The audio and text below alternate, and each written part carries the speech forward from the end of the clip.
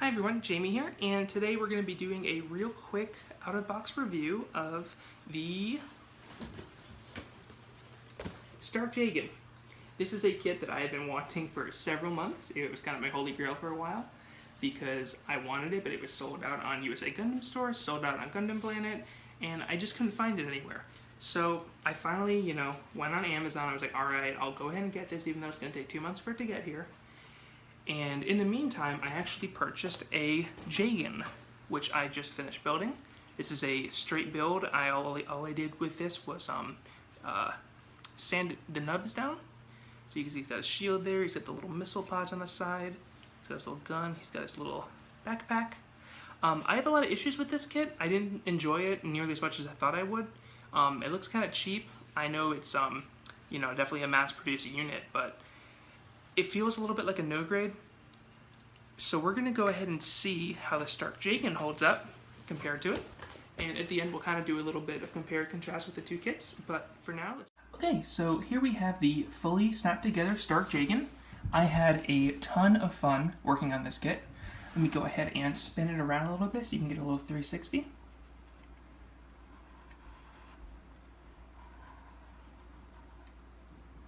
As you can see, one of the big differences from the regular Jegan is that cool backpack. You obviously have the missile pods, but I think that the backpack is what really stands out for this kit. I had a lot of fun with it, like I just mentioned. A lot of little weird things I noticed that could have been done better. The placement of a lot of nubs was really weird, particularly on these parts here, up by these shoulders. Like I thought, the armor is actually for the most part detachable. This one, I really don't like how they did these bits here because these are actually not snapped into place. They're only held together by this piece, if I could get it off.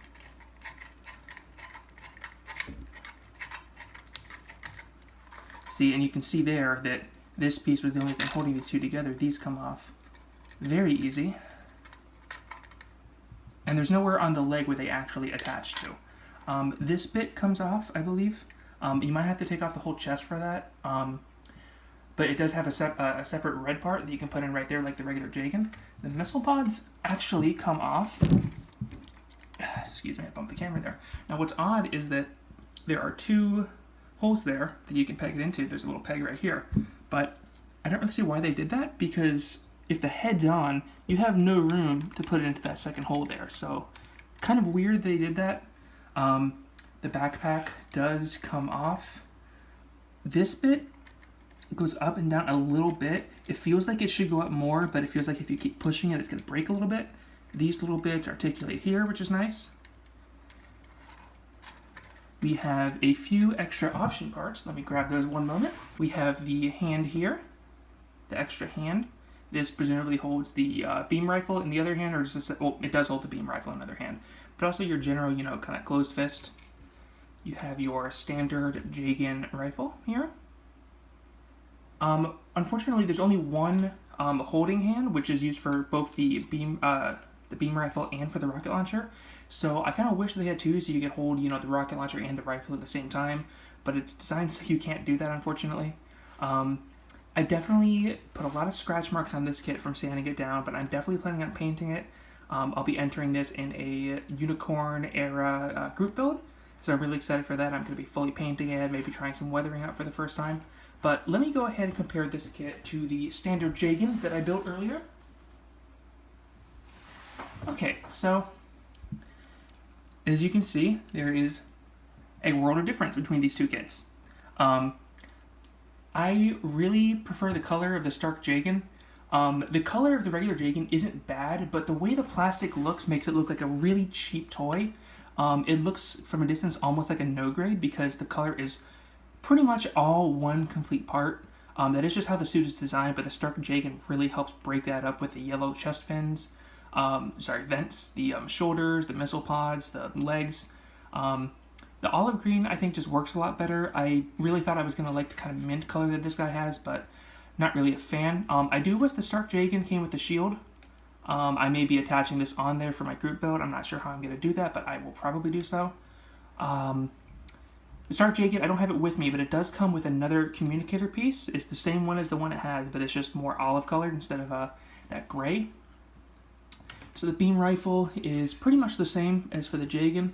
There is a very slight difference. I actually like the standard Jagans a little better, so I may be using that. We have our regular missile pods here. The Stark Jegan does not have the side missile pods, so that's kind of a downer. One thing I do really like about the standard Jegan is that it has amazing articulation. I can just do some really crazy stuff with it, and like that. The Stark Jegan can do that a little bit, but it's definitely limited by the front skirt here, which the regular Jegan does not have. Also limited by the bulkiness of the parts. You're going to be kind of afraid to move this because while it was a little hard for me to take the parts off, it still, see that little wiggle there? It does feel loose. It's not actually loose, but it does feel loose. So there's always going to be that back of your mind, like, oh, do I really want to try moving this around? And you also have the huge back skirt there. The regular Jegan does not have that. I also kind of prefer the original Jegan backpack. It would have been really cool if the Stark Jegan came with this backpack, but it doesn't. But overall, this is a really cool kit. My favorite part is the missile pods there. I just love those to death. Really recommend getting this kit if you're a fan of Unicorn, if you're a fan of grunt suits in general. The Master Grade Jegan did just get confirmed, so hopefully we will get a Stark Jegan Master Grade variant, but it will probably be P Bandai, so expect to be shelling out about $80 to $100 on that, depending on where you get your kits from. So definitely worth the purchase. I spent around $22 on the Stark Jegan. It is a little difficult kit to find right now. I had to get mine off Amazon, but definitely worth the wait, definitely worth the price if you're a fan of over armored kits like this, and if you're a fan of grunt suits. Thanks for watching.